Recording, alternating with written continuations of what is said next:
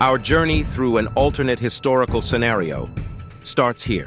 The path to understanding Hitler's plans had he won World War II is laden with speculative analysis based on his known ideals and the policies enacted during the Third Reich's regime.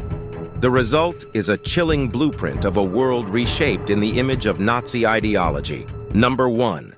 The New Order in Europe. At the core of Hitler's plans lay the concept of the New Order in Europe, a geopolitical strategy that sought to replace the existing state of the world with a Nazi-dominated global regime. This plan entailed a radical restructuring of the continent based on racial and ideological lines. To the east, Hitler's gaze fell upon the vast expanse of the Soviet Union. The Nazis' plans for these territories were even more brutal and encompassed a wide range of cruel strategies.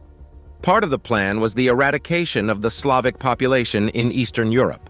Hitler deemed the Slavs racially inferior and intended to enslave them, using them as forced labor to support the expanding German Empire. Hitler also intended to colonize these lands, pushing German settlement in the east to create what he referred to as Lebans Realm, or living space.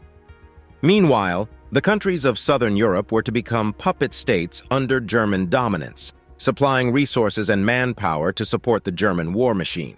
Spain and Italy were to serve as allies, their fascist regimes aligned with Nazi Germany. Hitler's plan was also to create a European economic community under German control. This community was to function as an integrated economic bloc with Germany at its helm, dictating the economic policies of all member states. The reshaping of Europe under Hitler's new order paints a grim picture of a continent entirely under Nazi control, stripped of diversity and individual nationhood. It's a vision that reveals the extent of Hitler's ambition, a chilling reminder of the potential world had the tides of World War II turned in favor of the Axis powers. Number 2. Hitler's vision of Lebensraum. The concept of Lebensraum, or living space, played a significant role in Hitler's geopolitical strategies. Driven by a social Darwinist vision, he believed that nations and races were in a constant struggle for space and resources, and the strongest had the inherent right to expand at the expense of the weaker ones. In this regard, he aspired to extend the territorial boundaries of Germany to the east by annexing and settling lands that were currently inhabited by non-Germanic peoples. This aspiration was notably reflected in his invasion of Poland and the subsequent launch of Operation Barbarossa, the invasion of the Soviet Union. Hitler perceived the Slavic people as racially inferior, therefore justifying their displacement and replacement by Germanic settlers. His plan, articulated in the infamous Generalplan Ost, involved the mass expulsion, enslavement, or extermination of up to 45 million non-Germanic people. In his vision, these eastern lands would be populated by the Aryan race, leading to a significant increase in the agricultural productivity of the region. This would, in turn, make Germany self-sufficient, ensuring the nation's survival and freeing it from the need to rely on other countries for food and resources. It would also provide room for Germany's growing population, which Hitler sought to increase through policies promoting a high birth rate. Number 3. Forced labor and slavery. In Hitler's world vision, the plan to secure Lebensraum was closely tied to the enslavement of populations deemed racially inferior.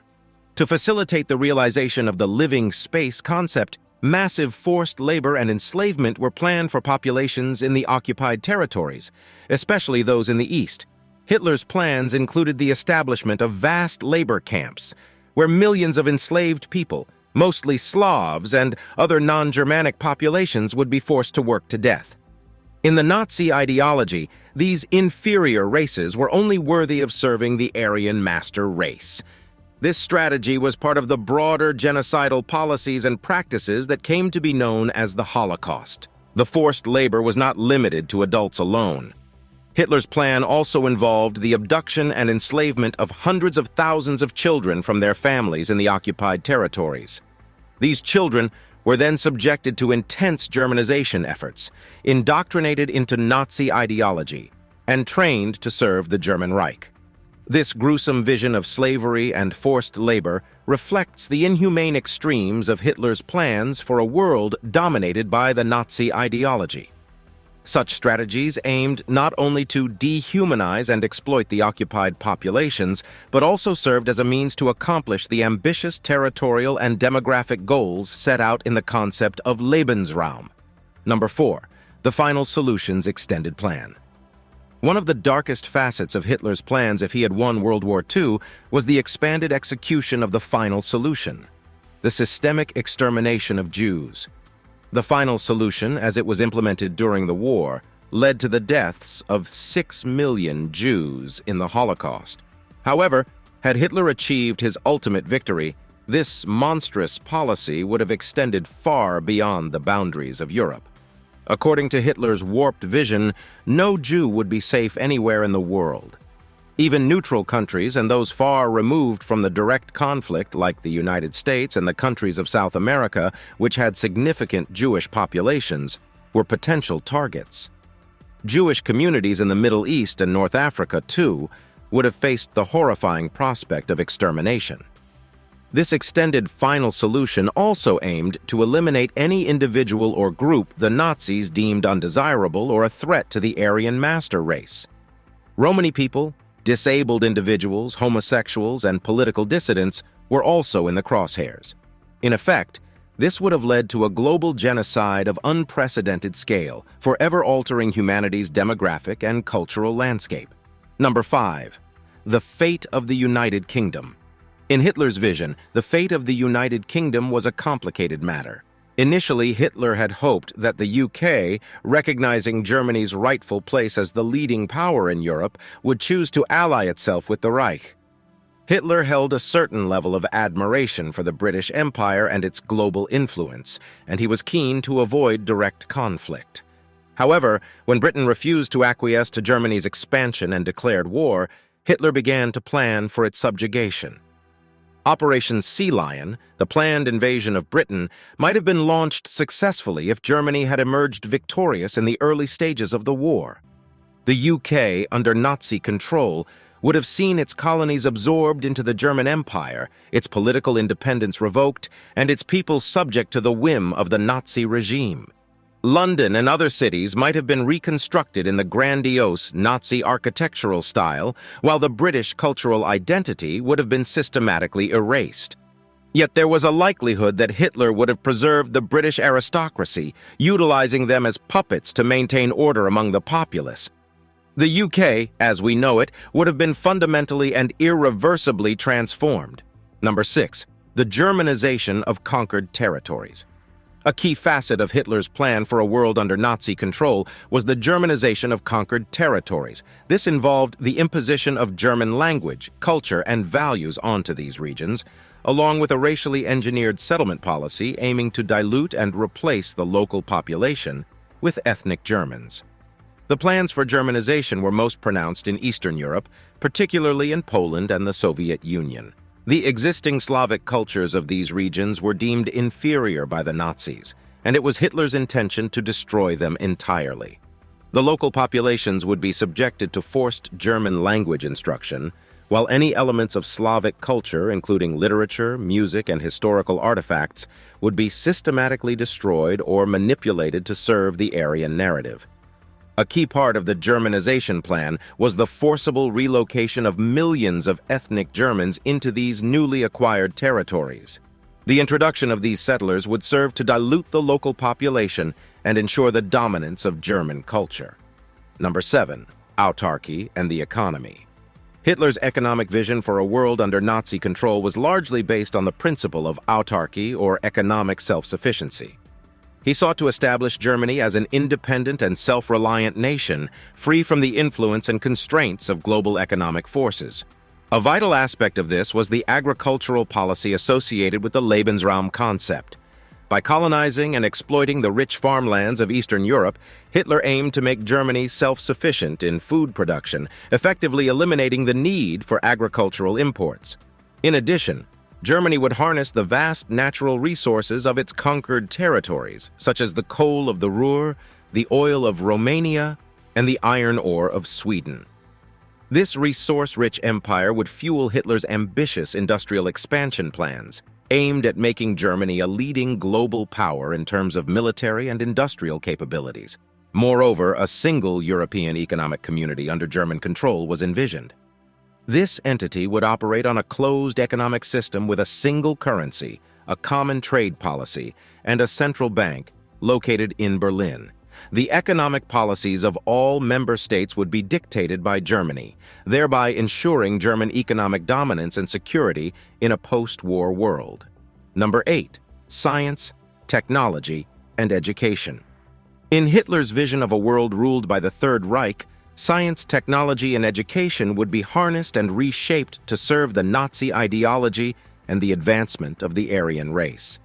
In the realm of science and technology, the Nazi regime would have prioritized research and developments that contributed directly to their racial and militaristic goals. Advances in weapons technology, nuclear energy, rocketry, and other military-related sciences would be given high priority. Simultaneously, scientists would be strongly encouraged to explore the pseudo-scientific ideas of racial biology and eugenics to support the Nazi racial ideology. Education under a victorious Nazi regime would have been used as a powerful tool for indoctrination. The curriculum in schools would have been centered around promoting Nazi ideology, teaching the perceived superiority of the Aryan race, and the principles of National Socialism. History, biology, and social sciences would be taught from a heavily skewed perspective to justify the Nazis' racial policies and territorial ambitions. Number 9. Aryan breeding programs. Integral to Hitler's dream of an Aryan-dominated world were the planned Aryan breeding programs, also known as Lebensborn programs. The goal was to increase the population of Aryan children, both through incentivizing larger families among Aryan couples and through more insidious means. The state would offer incentives for racially pure Germanic families to have more children, including financial rewards, housing benefits, and public recognition.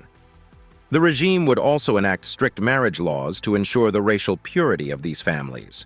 More horrifying were the programs aimed at breeding Aryan children through selective human breeding.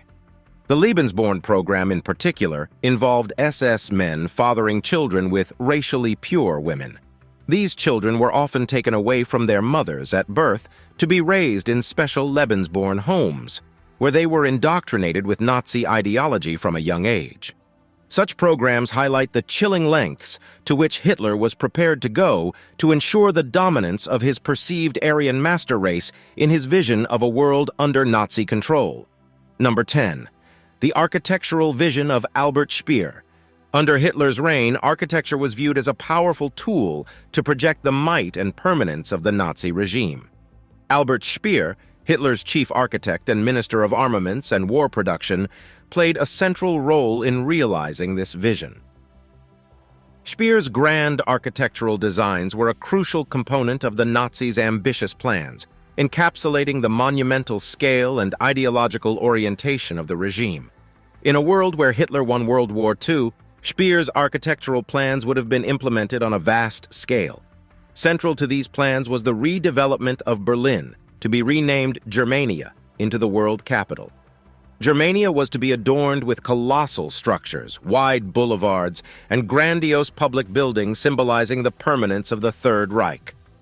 These included the Great Hall, projected to be the largest indoor space in the world, and the Triumphal Arch, several times the size of the Arc de Triomphe in Paris. Speer's architectural style, characterized by neoclassical designs on a gargantuan scale, was intended to convey the power and longevity of the Nazi state. These structures were designed to create ruin value, meaning that even as ruins, these structures would still be awe-inspiring, serving as eternal monuments to the Nazi regime. Number 11. Hitler's personal projects. Aside from the broad plans for the domination of the Nazi regime, Hitler had several personal projects that he intended to realize after the war. One of these was his plan for Linz, his hometown in Austria. He had grand visions of transforming Linz into the cultural capital of the Reich, featuring a grand theater, a huge library, and a collection of art galleries displaying works seized from across Europe. Furthermore, Hitler planned to build an imposing vacation retreat in his beloved Bavarian Alps, a monument to his rule that would also serve as a personal sanctuary. Hitler's retreat, known as the Berghof, was already a grand estate by the end of World War II. If he had won, it would have been expanded into a vast complex, complete with a hotel, a cinema, and a greenhouse. Lastly, Hitler intended to create an enormous museum in Linz, known as the Führer Museum. This museum was planned to house the extensive collection of art that the Nazis had looted from across Europe, including masterpieces from the greatest artists in history. This project reveals Hitler's obsession with art and his intention to consolidate and showcase the cultural wealth of Europe under Nazi control. Number 12. Plans for America and the rest of the world. Adolf Hitler's ambitions didn't stop at dominating Europe. His plans for America and the rest of the world were a part of his larger vision for a world under Nazi control, albeit less clearly defined. While Europe was the immediate focus of Hitler's plans, he recognized the necessity of dealing with global powers and incorporating them into his grand design. Hitler held mixed views on the United States. He admired the industrial strength and expansiveness of the country, and acknowledged the difficulty of outright military conquest. Nevertheless, he viewed its racial diversity and democratic system with contempt. Hitler's strategy for dealing with America was rooted in weakening its global influence and exploiting internal social and racial divisions. He hoped to encourage isolationist and pro-Nazi sentiments within the American populace to turn the U.S. into a passive observer of Nazi hegemony in Europe and the rest of the world. South America, with its vast resources and significant German expatriate community, was seen primarily as a sphere of economic exploitation and ideological influence. Hitler planned to tap into the continent's resources to fuel Germany's industrial machine, establish economic dependencies, and subtly propagate Nazi ideals among the local German population. In Asia, Hitler saw an opportunity for a geopolitical partnership with Japan, an ally during World War II. In his vision, Asia would fall under Japan's sphere of influence, while Germany would control Europe and parts of Africa. This partnership would allow Nazi Germany to focus on consolidating control over Europe and exploiting resources from Africa and South America, while Japan would serve as a buffer against the United States in the Pacific. In the Global Panorama, Hitler aimed to create a new world order dominated by the Nazi regime. The foundations of this order would be racial hierarchy, authoritarian control, and economic exploitation. Democratic ideals of equality and liberty would be eradicated, replaced by an ideology of Aryan superiority and totalitarian governance. Therefore, had Hitler won World War II, his plans for America and the rest of the world would have resulted in a drastically altered global order. This would have extended the horrors of the Nazi regime across the globe, resulting in widespread suffering and oppression. Number 13. Hitler's religious intentions.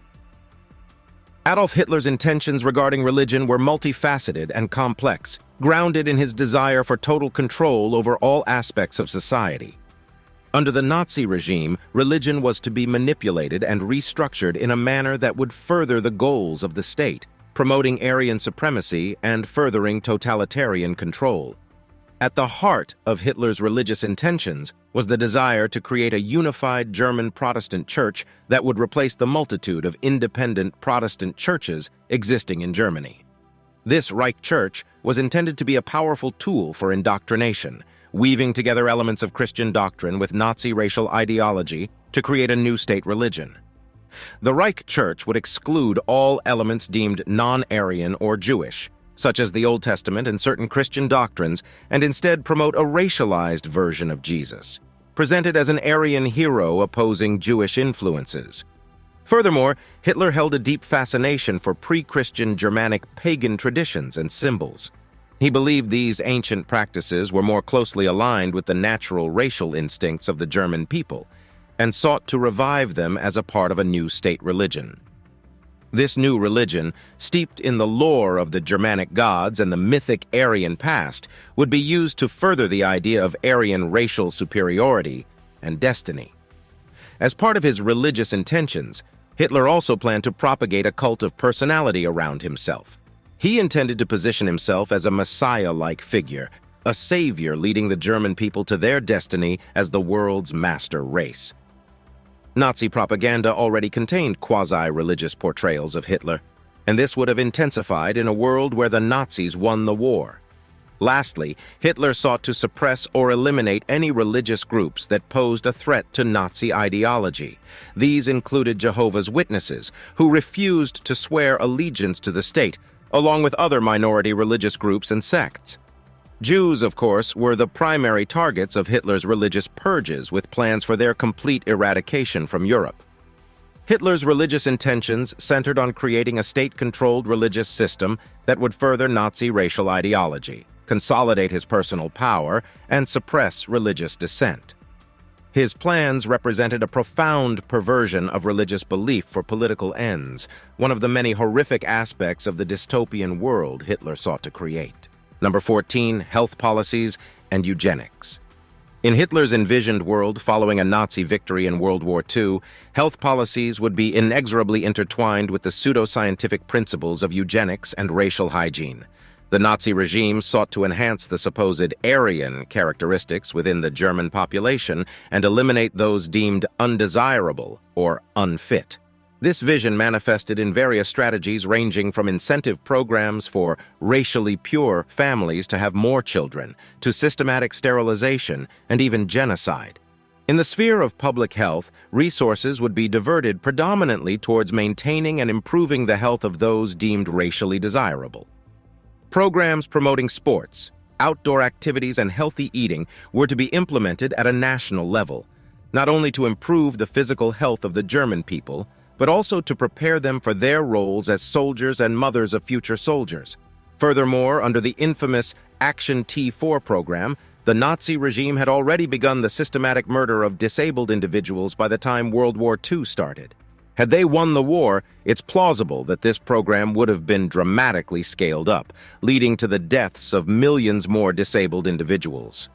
In the realm of reproductive health, the Nazis would likely have implemented strict policies aimed at increasing the birth rate of racially pure children, while decreasing the birth rate of those deemed racially undesirable.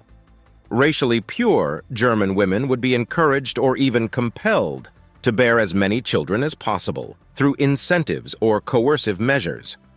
At the same time, the Nazis would have continued and expanded their practice of forced abortions and sterilizations for women deemed racially inferior. Even more horrifyingly, the Nazi regime had plans for a large-scale kidnapping program known as the Hochaktion, in which hundreds of thousands of racially valuable children from occupied Eastern Europe would be abducted and raised as Germans. The field of genetic research would also have been co-opted to serve the regime's eugenic goals. Geneticists would be compelled to focus their research on proving the Nazis' pseudoscientific racial theories and finding ways to improve the Aryan race. The regime might also have embarked on attempts to use genetic engineering to create perfect Aryan individuals, although such techniques were beyond the reach of science at the time. Under the Nazi regime's health policies, the principle of the survival of the fittest would have been twisted to justify horrific atrocities against those deemed unfit.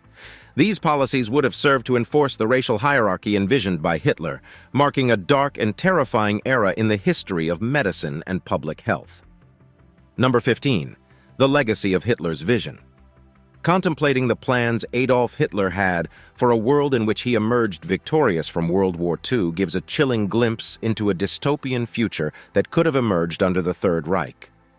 Each plan, from territorial expansion and racial hygiene to reimagining global architecture and restructuring religion, was tied together by the threads of extreme nationalism, racial supremacy, and totalitarian rule.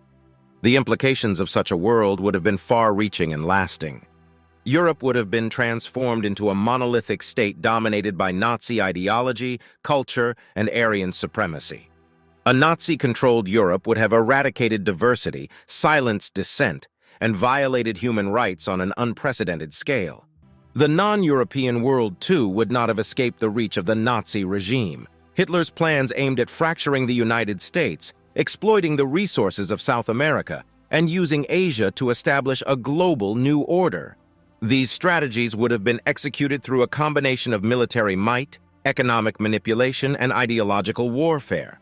The architectural vision of Albert Speer would have redefined the landscape of cities, erecting intimidating structures symbolizing Nazi might and endurance.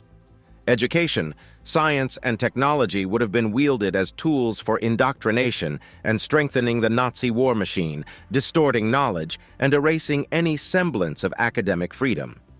The restructuring of religious institutions would have changed the spiritual landscape, further eradicating diversity and freedom of thought. Hitler's plans for Christianity, coupled with his interest in Germanic paganism and occultism, would have created a state religion acting as another pillar supporting Nazi ideology. In the realm of public health, Hitler's plans would have perpetuated harm and discrimination. Policies favoring certain individuals based on their racial characteristics, coupled with programs of forced sterilization, extermination, and even kidnapping, would have drastically warped the field of healthcare and medicine. The world as we know it would have been unrecognizable had Hitler's plans come to fruition. The diversity, freedom, and respect for human rights we hold dear would have been replaced with homogeneity, oppression, and blatant disregard for human life. Fortunately, these plans were never realized, but they serve as a stark reminder of the dystopian future that could emerge should such extreme ideologies ever take hold again.